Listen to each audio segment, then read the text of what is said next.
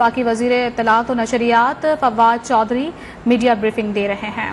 Issues میں جو اس وقت ایک بڑا مسئلہ چل رہا ہے وہ یہ چل رہا ہے کہ ہمارے ہاں جو سپریشن کو جس طریقے سے لیا گیا ہے اس کے نتیجے میں ایک بہت خلا پیدا ہو گیا، انتظامی خلا پیدا ہو گیا ہے، اور اس وقت صورتحال یہ ہے کہ تقریباً 950 اسٹے آرڈرز ہیں 3 ٹریلین روپیز کے ایف بی آر ہی کے خالی، اور یہ 3000 ارب روپیہ ہے جو ہائی کورٹس کے یا عدالتوں کے فیصلوں کی وجہ سے، اسٹے آرڈرز کی وجہ سے ایف بی آر کلیکٹ نہیں کر پا رہا، اور یہ اتنی بڑی رقم ہے کہ جس سے ایک بالکل آپ سمجھیے کہ ایک انتظامی بحران پیدا ہو چکا ہے۔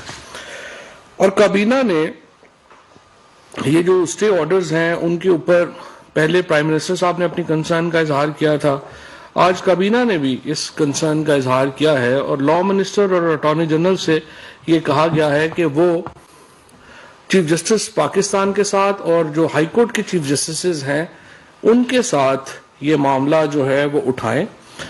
اب اس وقت تقریباً 150 اسٹے آرڈر ہر مہینے جو ہیں ان کا ہمیں سامنا ہے، اور اس میں غلطیاں تو یہ نہیں ہو، یہ بات تو طے ہے کہ ہر طرف ججز کی وجہ سے اسٹے نہیں ہو رہے، اس میں جو وکلا ہے، جو حکومت کے وکلا ہے، ان کی بھی خامیاں ہوں گی، اداروں کی بھی غلطیاں ہوں گی، لیکن یہ ایک بحران ہے جس سے اس وقت حکومت جو ہے وہ مل رہی، ایک نبردآزما ہے، اور اس کے ساتھ ساتھ ایک کابینہ نے یہ ریکمنڈیشن بھی کی ہے لا منسٹر صاحب کو کہ وہ جوڈیشری کے ساتھ یہ معاملہ اٹھائیں کہ ایک فورم ہونا چاہیے جس میں کہ جوڈیشری اور حکومت اور باقی ادارے مل کر جو پالیسی ایشوز ہیں ان میں جو ہے وہ کچھ نہ کچھ رابطہ کار طے کر سکے، کیونکہ ابھی بالکل مکمل بریک ڈاؤن ہے جوڈیشری کا انتظامیہ سے، جس کے نتیجے میں ایک بہت بڑا انتظامی بحران جو ہے وہ ملک اس کا سامنا کرتا ہے اور کر رہا ہے، اور ہمیں امید ہے کہ چیف جسٹس پاکستان اس معاملے کے اوپر ایک سنجیدہ جو نقطہ نظر ہے جوڈیشری کا وہ اس کے اوپر آئے گا، اور ہم چاہتے ہیں کہ اس طرح کا ایک سیٹ اپ کریٹ ہو جس میں کہ جو بڑے فیصلے ہیں ان میں حکومت میں اور تمام جو دیگر ادارے ہیں، جس طرح سے ان اداروں میں ایک مکمل اس وقت یکجہتی اور یکسانیت ہے، اور پالیسی ڈیسیجن کے اوپر اس وقت حکومت، عمران خان کی حکومت کا سب سے بڑا ایڈوانٹیج ہی یہ ہے کہ وہ اداروں کو ساتھ لے کے چلتی ہے، ہمارا کسی ادارے سے لڑائی جھگڑا نہیں ہوتا، ہم احترام کرتے ہیں، آدھے گھنٹے میں سپریم کورٹ نے بلایا، پرائم منسٹر صاحب جو ہیں وہ آدھے گھنٹے میں سپریم کورٹ پہنچ گئے۔ اس سے پہلے آپ کو پتا ہے کہ جب پرائم منسٹر کو بلایا گیا تھا تو انہوں نے تو جا کے سپریم کورٹ پہ حملہ ہی کر دیا تھا۔ سو ہمارا ایٹیچیوڈ یہ نہیں ہے کہ ہم اداروں کے ساتھ لڑیں، لیکن ہم یہ سمجھتے ہیں کہ یہ کوئی سیاسی فیصلہ نہیں ہوگا، یہ ایک ملک کی ایک سمجھیے کہ بہت ہی اہم انتظامی ضرورت ہے کہ ایک ایسا سیٹ اپ ہو جس میں کہ جو مختلف ایشوز ہیں ان کا پس منظر ان کے سامنے رکھا جا سکے، اور عدالتیں جو ہیں ان کی ایک اس طرح کے اہم انتظامی معاملات میں ایک نقطہ نظر جو ہے عدالتوں کو حکومت کا پتہ ہونا چاہیے۔ ہر معاملے کے اوپر جس طریقے سے اس وقت جو ہے وہ ایک تو پاکستان میں لیٹیگیشن بہت سستی ہے دنیا کے مقابلے میں، لہٰذا ہمارے ہاں ہر شخص جو ہے اور فریولس لیٹیگیشن جو ہے وہ بہت زیادہ ہے، اور اس کے اوپر ایک عمل درآمد کرنے کی ضرورت ہے۔ اس کے ساتھ ساتھ ہم نے جو باقی کیسز بھی دیکھے ہیں، نیب کے مقدمات ہیں، باقی مقدمات ہیں، ان میں جو ایک طوالت ہے وہ ایک پاکستان کے عوام کے لیے ایک بڑی جو ہے وہ سمجھیے کہ ایک مسئلہ بنا ہوا ہے۔ ان معاملات کے اوپر جوڈیشری کو ہم سمجھتے ہیں کہ ایک ایسا سیٹ اپ ہونا چاہیے جس میں کہ ہم مل بیٹھ کے ان معاملات کا کوئی حل جو ہے وہ نکال سکیں۔ اس کے ساتھ میں آپ کو یہ بتا دوں کہ $4 بلین جو ہے وہ ری شیڈیول ہوا ہے 2027 تک، اس میں پیرس کلب اور نان پیرس کلب دونوں جو ہیں وہ شامل ہیں۔ یہاں پہ یہ میں آپ کو بتا دوں کہ اب تک تقریباً ہم $2.5 بلین سے زیادہ کی جو ویکسین ہے وہ پاکستان میں لوگوں کو لگائی جا چکی ہے، اور یہ بالکل مفت ہے۔ میں آپ کو یہاں بھی یاد کرا دوں کہ آپ کو یاد ہوگا کہ سب سے پہلے سندھ کے چیف منسٹر صاحب نے یہ بڑک ماری تھی کہ ہم ویکسین جو ہے وہ منگوائیں گے اور لگائیں گے، لیکن اب تک جو ریکارڈ آج جو پیش کیا ہے اکنامک افیئرز ڈویژن نے، سندھ حکومت نے $1 کی بھی ویکسین جو ہے وہ نہیں منگوائی، اور ساری ویکسین جو ہے وہ وفاقی حکومت سے ہی جو ہے وہ سندھ میں گئی ہے۔ اس کے باوجود کراچی میں جو ویکسین کا لگنے کی جو شرح ہے وہ متاثر کن نہیں ہے باقی شہروں کے مقابلے میں، اور اسی وجہ سے کراچی میں زیادہ معاملہ بھی ہوتا ہے۔ لیکن بہرحال ہمارا خیال یہی ہے کہ اس کو بھی بڑھانے کی ضرورت ہے۔ تقریباً اس میں $725 ملین جو ہے وہ اس کی ہمیں ویکسین خریدنے کے لیے ملے ہیں، باقی جو ہے وہ مختلف ذرائع سے جو ہے وہ حاصل کیے۔ $2.5 بلین سے زیادہ ہم نے ویکسین جو ہے وہ درآمد کر کے لگائی ہے، اور اسی وجہ سے ہمارا جو ایک اس وقت خسارہ ہے وہ بھی کافی جو ہے وہ اوپر گیا ہے۔ یہاں پہ یہ بھی میں آپ کو بتا دوں کہ جو ہمارے خیبر پختونخوا کے الیکشنز کے ریزلٹس آئے ہیں ری پول میں، اس کے اوپر وفاقی کابینہ نے وزیر اعظم صاحب کو مبارکباد دی ہے، اور جس طریقے سے ہم نے یہ جو ری پول ہے ان میں کامیابی حاصل کی طریق انصاف میں، ایک بڑی خوشائند بات ہے۔ اس میں صرف میں آپ کو یہ بتا دوں کہ 2-3 جو دوبارہ جو ڈسکشن میں جو EVM کے اوپر جو بات ہو رہی تھی اور ہمارا جو انسسٹنس تھی وہ ان الیکشنز میں ایک بار پھر ثابت ہو گئی ہے۔ مثال کے طور کے اوپر اگر آپ دیکھیں تو جو پشاور اور ڈیرہ اسماعیل خان کے جو اس وقت الیکشنز ہوئے ہیں ان میں اور دیگر علاقوں میں بھی، یہاں پہ جو ووٹ ریجیکشن ہے وہ آپ کا جو جیتنے والا کا ہارنے والے کا مارجن ہے اس سے زیادہ ہے۔ اب EVM میں آپ کی ووٹ ریجیکٹ نہیں ہو سکتی، اور اسی لیے ہم یہ سمجھتے ہیں، اور نہ ہی ان کے اوپر اگر RO جو ہے وہ دوسرے سے مل جائے گا تو آپ ڈبل ٹھپے لگ سکتے ہیں۔ تو اس طرح سے ان وجوہات سے ہم اب بھی یہ انسسٹ کریں گے کہ EVM جو ہے وہ بہت امپورٹنٹ ہے، اور الیکشن کمیشن کو ہم نے پہلے بھی یہ کہا، پھر ہم یہ کہنا چاہتے ہیں کہ انتخابات کے لیے ٹینڈر کریں اور EVM خریدیں۔ اور آپ نے خود بھی یہ لاء میں بھی ہے، آپ نے خود بھی کہا ہے، تو ہمیں سمجھ نہیں آ رہی الیکشن کمیشن اس میں ابھی تک موو کیوں نہیں کر پا رہا، اور وہ آگے EVM جو ہے وہ کیوں نہیں خرید رہا۔ تقریباً اس کے ساتھ جو ایک معاملہ اس وقت چل رہا ہے، ہم نے بہت اس کو جو ہے وہ برداشت بھی کیا ہے، اور اس چیزوں کے اوپر ہم نے بڑی ٹالرنس بھی دکھائی ہے، لیکن جو سوشل میڈیا کے اوپر اور پھر اب کچھ چینلز میں بھی جس طریقے کی گھٹیا زبان استعمال کی جا رہی ہے، یہ اب کم از کم پاکستان میں عام جو سنجیدہ طبقہ ہے وہ سمجھتا ہے کہ معاملات ہاتھ سے ہی نکل گئے، اور اس کے لیے اب بہت اہم ہے کہ ہم جو قانون سازی جو ہم نے نہیں کی پہلے وہ قانون سازی کی جائے، اور سخت جو اقدامات ہیں اس ضمن آئے جائیں، کیونکہ اس قانون سازی نہ ہونے کی وجہ سے جو اس وقت سوشل میڈیا کے اوپر بھی اور کچھ جو ہمارے ٹی وی بھی ہیں ان میں بھی یوں لگ رہا ہے کہ قانون نام کی کوئی چیز ہی نہیں رہی۔ لوگ جو تھوڑا بہت بھی افورڈ کر سکتے ہیں وہ پاکستان میں کیس فائل نہیں کر رہے ہیں، وہ لنڈن جا کے کیسز فائل کر رہے ہیں۔ اس سے آپ اندازہ لگا لیں کہ ہمارے قوانین کے اوپر، ہمارے عدالتی نظام کے اوپر کس قدر لوگ جو ہیں ان کا اعتماد مجروح ہو چکا ہے، اور پاکستان میں جو شریف لوگ ہیں وہ تو بالکل ایک سمجھے کہ ان لوگوں کے ہاتھوں بے بس ہے، اور صرف یہ معاملہ انڈیویجولز کا نہیں ہے، یہ معاملہ اداروں کا ہے، پاکستان کی سیکیورٹی کا ہے۔ ایسے معاملات کے اوپر جو ہے وہ پاکستان میں پروپیگنڈے کی مہم جو ہے وہ یہاں پر چلائی جاتی ہے، جس سے پاکستان کی سیکیورٹی کو خطرہ ہے۔ ہیٹ سپیچ کے اوپر یہاں پہ پوری کیمپین چلائی جاتی ہیں، ان پہ کوئی کاروائی جو ہے وہ نہیں ہوتی۔ سارے جو آپ کے الزامات کا اس وقت جو سلسلہ ہے وہ چلتا ہے، اس کے اوپر کوئی کاروائی نہیں ہو سکتی، کیونکہ سارے کے سارے بیلیبل آفینسز ہیں، ان میں سزا ہی نہیں ہوتی۔ پکڑتے ہیں آپ، 2 دن بعد جو ہے وہ بندہ چھوٹ کے گھر چلا جاتا ہے۔ لہٰذا ان میں کابینہ نے اس بات کے اوپر زور دیا ہے کہ لاء منسٹری ان قوانین کو بہتر کرے اور ایسے قوانین لائے جائیں جس میں اس طرح کے جو عناصر ہیں ان کے ساتھ سختی سے نپٹا جائے، اور کچھ سے تو انشاءاللہ ہم نپٹ بھی رہے ہیں، اور اس سلسلے میں جو کارروائیاں ہیں وہ اب شروع ہوں گی۔ اور آپ دیکھیں گے کہ اس کے اوپر انشاءاللہ ہم اس چیز کو لائٹلی نہیں جانے دیں گے. وزارت کامرس کی سفارش پر اسٹیٹ لائف انشورنس کارپوریشن کے بورڈ آف ڈائریکٹرز کی تنظیم نو کرنے کی منظوری دی گئی ہے.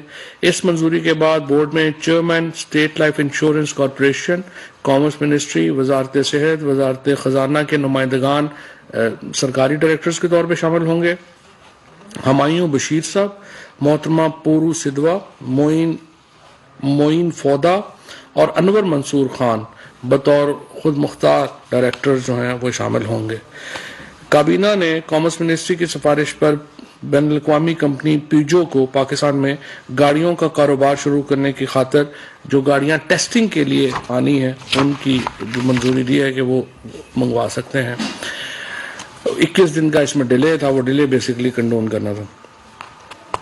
اسی طرح سے کامرس منسٹری کی سفارش پر M S Tricom wind power private limited کو جمپر ٹھٹھا میں 50 میگا واٹ ونڈ اس کا ٹربائن کا منصوبہ ہے.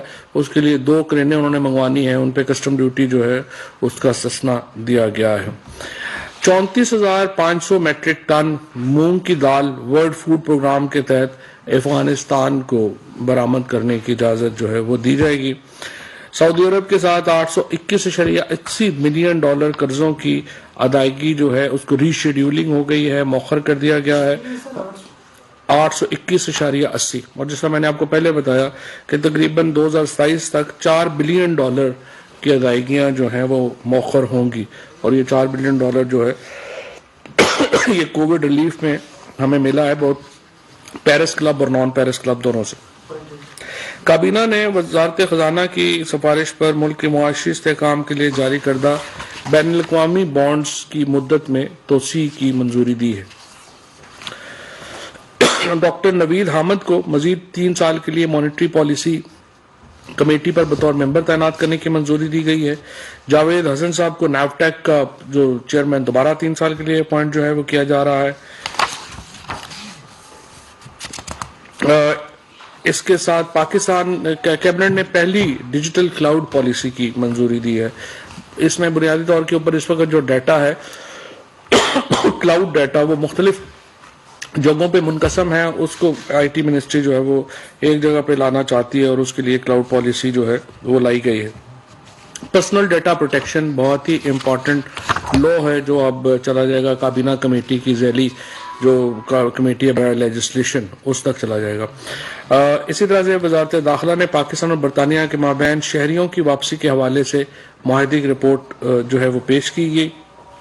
اس مقصد کے لیے داخلہ، خارجہ، انسانی حقوق اور مشیر برائے احتساب پر مشتمل کمیٹی قائم کی گئی تھی اور اب اس کی سفارشات جو ہیں وہ مرتب ہو گئی ہیں. اب ان کو برطانیہ بھیجا جا رہا ہے. اسپورٹس پالیسی 2022 جو تھی وہ آج ہونی تھی، لیکن آج چونکہ وہ ڈاکٹر فہمیدہ مرزا کی طبیعت ٹھیک نہیں ہے تو یہ مؤخر ہو گئی ہے.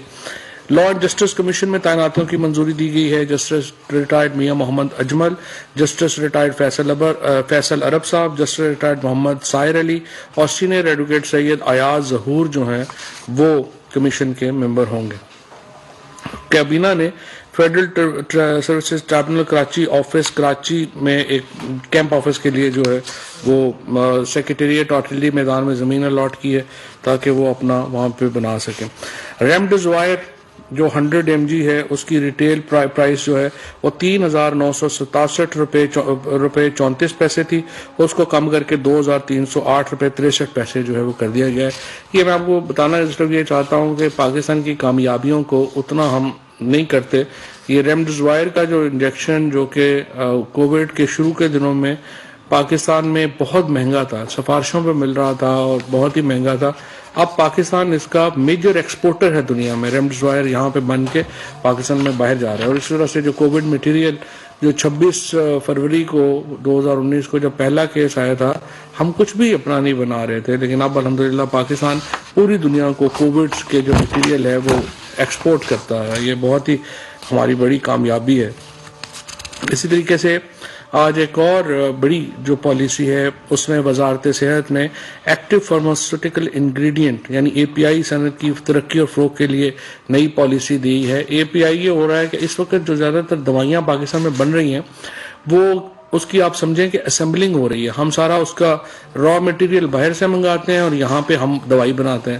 اب اس پالیسی میں ہم نے را مٹیریل خود بنانے کا جو ہے وہ ایک قدم اٹھایا ہے کہ یہ جو ساری یہاں پہ دوائیاں فارماسیوٹیکل انڈسٹری نے پچھلے 3.5 سالوں میں بہت ترقی کی ہے, اس کے اوپر بھی ایک پوری پریزنٹیشن میں آپ کو دوں گا. لیکن یہ ایک اب ہم نے ایک نیا سٹیپ یہ لیا ہے کہ را مٹیریلز فارماسیوٹیکل کے پاکستان میں بنے, اور اس کے لیے نئی پالیسی جو ہے وہ لائے گئے. ایک اور بہت ہی بڑے فیصلے میں ہم نے فیصلہ کیا ہے کہ اوورسیز پاکستانیز, جو کہ پی ٹی آئی کی ایک بہت اہم سپورٹ بیس ہے, اور ہم اوورسیز پاکستانیز کے مفاد کے لیے, ان کے فائدے کے لیے ہر وقت کچھ نہ کچھ سوچتے ہیں, کرتے ہیں. اسی روایت کو برقرار رکھتے ہوئے ہم نے اوورسیز پاکستانیز کے لیے ایک سیپریٹ عدالتی نظام وضع کرنے جو ہے اس کی منظوری دی ہے. اس نظام کے تحت جو اوورسیز پاکستانیز کے مقدمات ہیں وہ سمری ٹرائل کے طور کے اوپر جو ہے وہ سنے جائیں گے, اور اسلام آباد کا جو ایکٹ ہے وہ آج کابینہ نے بنا کے بھیج دیا ہے سی سی آئی کو, اور اس کے ساتھ خیبر پختونخوا اور پنجاب بھی یہی قوانین جو ہیں وہ لے کے آئیں گے, جس کے بعد ہمارے پنجاب کے پی اور اسلام آباد جو جہاں پہ پی ٹی آئی کی گورنمنٹس ہیں, اسی کو ہم کشمیر اور گلگت بلتستان میں بھی کریں گے. وہاں پہ اوورسیز پاکستانیز کے لیے ایک سیپریٹ عدالتیں جو ہیں وہ ہوں گی, جو سمری کی ٹرائل کی بنیاد کے اوپر کیسز کے فیصلے جو ہیں وہ کریں گی. اصولی طور کے اوپر تو جوڈیشری جو ہے وہ اگر دیکھے تو اس طرح کے مقدمات جو ہیں وہ ہر شہری ہی کا حق ہے کہ وہ جلدی ہوں, لیکن چونکہ یہاں پہ تھوڑا اوورسیز پاکستانیز باہر سے انویسٹمنٹ کر کے آتے ہیں, لگاتے ہیں, اتنا عرصہ یہاں رہ نہیں سکتے, ان کی مجبوریاں ذرا زیادہ ہیں, تو ان کے لیے یہ جو ہے وہ کیا گیا ہے کہ اس کو ہم کیسے لے کریں. کابینہ نے بسکا بلاک میں چائنا زنہوا آئل کے جو ورکنگ انٹرسٹ اینڈ آپریشن شپ کا 33.5% حصہ پاکستان پیٹرولیم لمیٹڈ کو منتقل کرنے کا منظوری جو ہے وہ دی ہے. پیٹرولیم منسٹر نے یہ بتایا ہے کہ یہ بڑا ایک پیٹرول کے حوالے سے فرٹائل ایریا ہے, اور ہمارا خیال ہے کہ جو اس کے اوپر اس وقت کام ہو رہا ہے وہ غیر تسلی بخش ہے, لہٰذا اس کا بڑا حصہ پاکستان پیٹرولیم کو دیا گیا ہے کہ وہ خود ایک ایکسپلوریشن کی وہاں پہ کوشش جو ہے وہ کرے.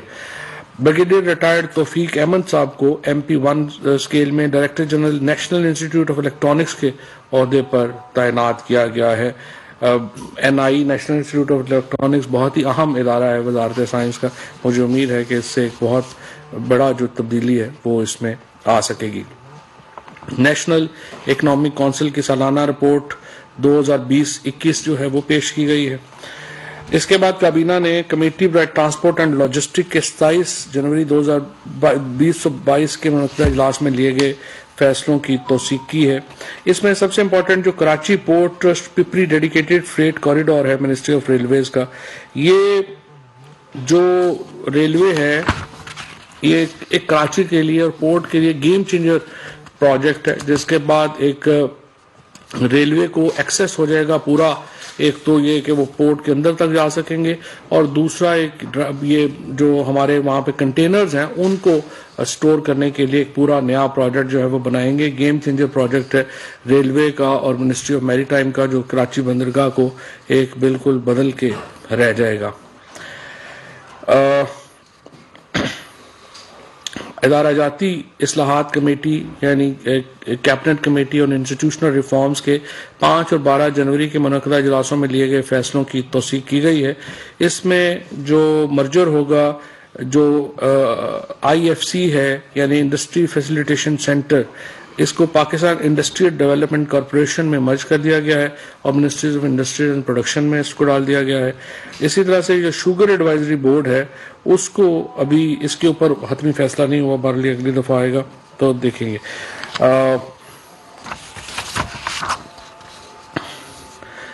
National health information resource center NHIRC کو ڈیزالو کر دیا گیا ہے, اور ministry of health services regulation کی سفارش کے اوپر یہ ہوا ہے. ECC کے 9 فروری 2022 کے جو اجلاس ہیں ان میں جو فیصلے ہوئے ہیں ان کی جو ہے وہ توثیق کی گئی ہے. اس میں 555 ملین روپیہ ای پروکیورمنٹ پروجیکٹ کے لیے پیپرا جو ہے اس کو دیا گیا ہے. ٹیکنیکل سپلیمنٹری گرانٹ 8.190 بلین کی جو ہے وہ سسٹینیبل ڈیولپمنٹ گولز کی جو ہے وہ دی گئی ہے سیپ پروگرام کی.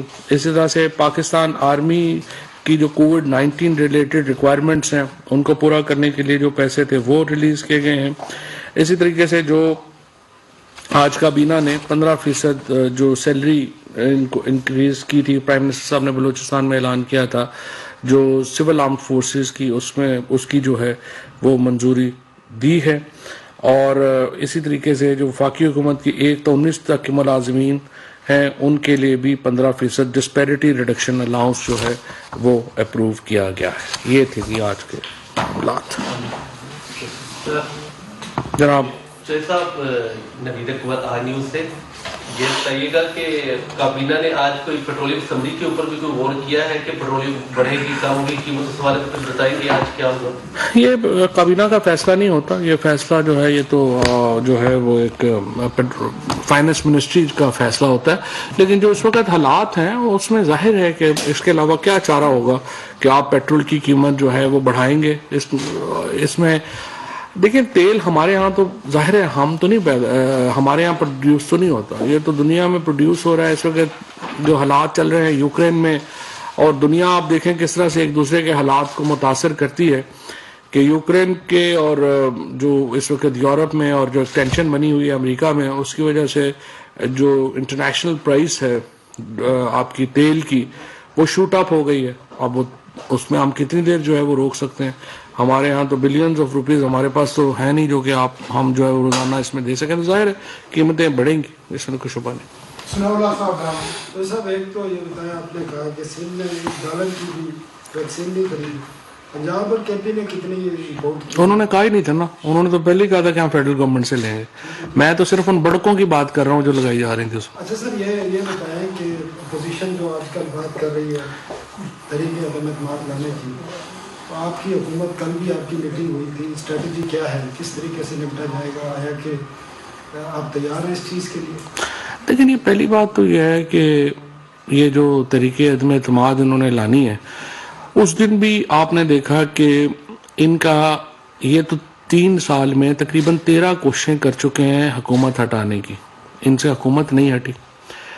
اب سوال یہ ہے کہ یہ جو فضل الرحمان صاحب ہیں یا بلاول صاحب ہیں یا مریم ہیں یا شہباز شریف صاحب ہیں، اب آپ مجھے بتائیے کہ حکومت ہٹانے کی ان کی اس وقت ان میں سخت ہے؟ اس وقت تو یہ اپنے بوجھ کے تلے دبے ہوئے ہیں. فضل الرحمان صاحب کو آپ سمجھتے ہیں کہ کیا وہ پاکستان میں حکومت بنا سکتے ہیں؟ 1150 پاکستان میں سیٹیں ہیں جن پہ الیکشنز ہوتے ہیں. جے یو آئی الیکشن ہی 60-70 سیٹوں پہ لڑتی ہے. پی ایم ایل این جو ہے وہ 6 ڈویژنوں کی پارٹی ہے. پیپلز پارٹی جو ہے وہ 5 ڈویژنوں کی پارٹی ہے. اب یہ سارے جب ایک دوسرے کے ساتھ اکٹھے ہوتے ہیں تو پھر عمران خان کی بات آپ کو یاد آنی چاہیے کہ یہ سارے چور اکٹھے ہو جائیں. تو ان کا اکٹھے ہونے کا مقصد صرف ایک ہے، وہ یہ کہ اپنے جو مقدمات ہیں، جب بھی آپ شہباز شریف کا جو کیس ہے جس کے اوپر ابھی فاروق حبیب جو ہے وہ ریزولوشن بھی لے کے جا رہے ہیں نیشنل اسمبلی کے اجلاس میں، کہ یہ اجلاس یہ جو کیس ہے اس کو لائیو دکھایا جائے تاکہ لوگ دیکھ سکیں کہ کس طرح سے چپڑاسی، مقصود چپڑاسی جس کی تنخواہ بیچارے کی 20-25 ہزار ہے، اس کے اکاؤنٹ سے 4 ارب روپیہ نکل آیا. مسرور احسن جو ہے جو 15,000-18,000 کا ملازم تھا، اس کے اکاؤنٹ سے اربوں روپے نکل آئے. منظور پاپڑ جو پاپڑ بیچتا تھا اس کے اکاؤنٹ سے، تاکہ یہ لوگ یہ ساری ایویڈنس جو ہے وہ خود دیکھ سکیں. یہ بڑا امپورٹنٹ ہے کہ یہ کیس جو ہے وہ چلے، اور اسمبلی میں انشاءاللہ اس پہ بڑی بحث ہوگی اس بار کہ کیا ایسے مقدمات جو ہیں ان کو لائیو دکھانا چاہیے یا نہیں دکھانا چاہیے. اور میرا یہ خیال ہے کہ یہ اگر ان کیسز سے بچ گئے تو طریقے عدم اعتماد لائیں گے نا. فی الحال تو مجھے طریقے عدم اعتماد تو نظر نہیں آ رہی ہے، مجھے جیلیں نظر آ رہی ہیں جو ان سب کے لیے تیار ہیں. عمر جاوید صاحب دنیا نیوز سے سر دو سوال چھوٹے چھوٹے. سر ایک تو یہ کہ آپ کے جو اتحادی ہیں ایم کیو کے امین الحق صاحب، انہوں نے ایک پروگرام میں کیٹیگوریکلی کہا کہ ہم نے جو دورے کیے تھے اپوزیشن سے یا سیاسی رہنماؤں سے ملے ہیں، اس کا مقصد تھا کہ انہوں نے جو بلدیاتی بل پہ ہماری حمایت کی اس کا شکریہ ادا کرنا تھا. دوسرا کل محمد صلاحی صاحب نے بڑا کیٹیگوریکلی کہہ دیا کہ ہم साथ है प्राइम मिनिस्टर के या पीटीआई की गवर्नमेंट के, आप समझते हैं कि ये अदम एतमाद लाने के काबिल भी हो सकेंगे कि नहीं? अच्छा, दूसरा सवाल मेरा ये कि आपने अरेंजमेंट पे जो बात की है, एक ज़माना था कि मोहतरमा बेनज़ीर भुट्टो, नुसरत भुट्टो के ऊपर भी बड़ा कीचड़ उछाला जाता था। अभी पिछले कुछ दिनों से हम देख रहे हैं कि खातून अव्वल के बारे में काफ़ी फेक न्यूज़ आ रही है। तो 3.5 साल हुकूमत को हो गए हैं, तो ये जो फेक न्यूज़ वाला मामला ये किस तरह सॉर्ट आउट होगा? लेकिन ये तो सॉर्ट आउट, मैं तो 2018-19 से कह रहा हूँ कि ये बड़ा पाकिस्तान का मेजर प्रॉब्लम है। और मुझे बड़ी खुशी है कि अब तो यूनाइटेड नेशन जनरल असेंबली ने पाकिस्तान की स्पॉन्सर्ड एक रेजोल्यूशन मंजूर की है जिसमें उन्होंने फेक न्यूज़ को बुनियादी इंसानी हकूक की खिलाफ वर्जी करार दिया है। और अक़वाम मुत्तहिदा के लेवल के ऊपर इस तरह की रेजोल्यूशन आना बड़ा खुशाइंद है और मैं ये समझता हूँ कि इसी को लेके आगे चलना चाहिए। मैं सिर्फ ये बताऊंगा, ये जो PMLN की पीपल्स पार्टी की तरफ से आम तौर के ऊपर सच्ची बात यह है कि इस तरह की जो ख़वातीन की तज़हीक के ऊपर मबनी गुफ्तगू या ट्वीट्स नहीं आती। ये एक पीपल्स पार्टी का हमेशा से एक रहा है मामला। ये PMLN का जो मेजर प्रॉब्लम है और वो इस तरह का गंद बहुत उछालते हैं। पहले उन्होंने बीबी शहीद और नुसरत भुट्टो मरहुमा के ऊपर जो है वो एक पूरी कैंपेन उस वक्त खड़ी की थी और अब दोबारा आप देखें कि कल मरियम नवाज ने एक ऐसे जो जिस बंदे के हक में ट्वीट की जो कि ये सारी कैंपेन लीड कर रहा था। तो इसका मतलब यह मरियम नवाज तो खुद खातून है और मेरा तो उनके लिए बड़ा एहतराम है, एक खातून लीडर होने की हैसियत से जो वो खुद को प्रिटेंड करती हैं, उनको तो कभी भी आप इस तरह की जो कैंपेन्स हैं उसको सपोर्ट नहीं करना चाहिए। और स्पेशली इसका देखते हुए कि इसका सबसे बड़ा नुकसान तो उनको खुद होगा। और फिर जो कुछ मीडिया के कुछ जो 5-7 एंकर्स हैं, कुछ लोग हैं जिनकी प्रॉब्लम्स होंगी, नौकरियां भी होती हैं कई लोगों की लगी हुई, वो जो है वो जो इस कैंपेन को चलाते हैं, फिर उनको जब जवाब आएगा तो फिर उनको और तकलीफ होगी। और देखें 100% किसी का कंट्रोल नहीं होता किसी के ऊपर। मैं ये समझता हूँ कि हमें अपनी जो मुआशरा है उसकी जो इक़दार है उसको सामने रखना चाहिए और उस इक़दार के मुताबिक बिहेव करना चाहिए। अगर इस तरह से करेंगे तो फिर उसका जो है वो जाहिर है फिर लोग जो है वो जवाब देते हैं, फिर आप कहते हैं कि नहीं ये बड़ा जुल्म हो गया। अभी भी आप इंशाल्लाह देखेंगे कि हम एक भरपूर कार्रवाई करेंगे इन लोगों के खिलाफ। एक तो ये बता दें जो फारूक हबीब साहब रेजोल्यूशन लेकर आ रहे हैं वो स्पेसिफिक टू नवाज शरीफ होगी, क्योंकि अदालतों में तो और भी हाई प्रोफाइल केसेस चल रहे हैं, क्या उनकी भी लाइव कवरेज होगी? एक तो ये सर, दूसरा ये बताइएगा कि कल आपके इत्तेहादियों को ये कहना पड़ा वज़ीर आज़म को कि वो अपने पार्टी के लोगों से कहें कि वो घबराए नहीं। आप वाकई में आप लोग घबराए हैं तरीके से कि आपके इत्तेहादियों को कहना पड़ा कि आप लोगों को कहें कि आप घबराए नहीं? वो तो PM साहब चूंकि कहते हैं कि घबराए नहीं, तो उन्होंने तो ऐसे बरसबिल तज़किरा ये जिक्र किया कि घबराए नहीं। बात यह है कि जैसा मैंने आपको पहले कहा कि इनमें सख्त नहीं है। ये वो कहते हैं ना तीर चलेगा ना तलवार इनसे, ये बाजू मेरे आजमाए हुए हैं। ये 13वीं कोशिश है जो ये करना चाह रहे हैं। और अगर मौलाना फजलुर रहमान और बिलावल भुट्टो या मरियम नवाज या शहबाज शरीफ पाकिस्तान का मुस्तकबिल हैं तो ये तो बड़ी एक तारीख अलामत है। ये तो सारे तारीकी की अलामतें हैं जो हमारे सामने हैं। तो इनका कोई मुस्तकबिल नहीं है, ये माजी के लोग हैं। और मैंने पहले भी कहा है कि बिलावल भुट्टो और मरियम को कराची और लाहौर के मेयर से अपना कैरियर शुरू करना चाहिए। वज़ीर आज़म पाकिस्तान एक बड़ी लंबी स्ट्रगल का नाम है, एक बड़ी इज्जत और मर्तबे का और मुकाम है, उसके लिए उन्हें मेहनत करनी चाहिए। फिलहाल तो स्पेसिफिक शहबाज शरीफ साहब के लिए, लेकिन हम तो चाहते हैं बड़े केसेस जो करप्शन केसेस हैं उनको लाइव दिखाया जाए और कोर्ट्स को इसके ऊपर कोई घबराहट नहीं होनी चाहिए। इस वक्त तो जो सुप्रीम कोर्ट है बरतानिया की, वो सारे अपने केसेस बराह रास्त दिखा रहे हैं। Thank you. इस्लामाबाद में वफाकी वज़ीर इत्तलात फवाद चौधरी काबीना इजलास पर मीडिया ब्रीफिंग दे रहे हैं। यहाँ वक्त हुआ है ब्रेक।